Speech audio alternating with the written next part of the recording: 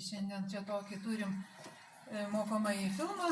Jums pateikiam rankų plovimas pagal taisyklės, mūsų asmens įgytų kompetencijų baigiamojo vertinimo objektas. 2 kartus reikės mums taisyklingai nusiplauti rankas ir Eglė demonstruoja, kaip tą daryti.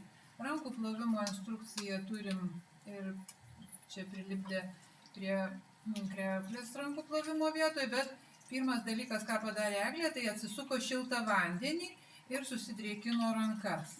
Tada dozavo skystą muilą kartu su dezinfekantu, tai yra plovimo priemonė, ir atliko įvairius judesius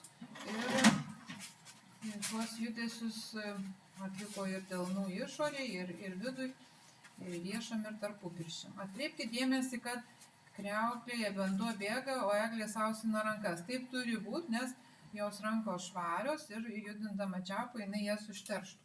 Dabar jinai su tuo pačiu vienkartiniu rankšluostuku jau panaudotu užsuko vandens čiaupą ir rankos jau jos yra švarios, jinai gali eiti klot lovelę. Tai toks rankų plovimas bus pradedant jau praktinio egzamino pradžioje, pradedant užduotį, ir antras toks pat rankų plovimas bus, kai jau nešvarę patalynę nueisim ir eisim pasimti švarios. Tai lygiai tokia pačia seka pakartosim. Tai ačiū Eglei.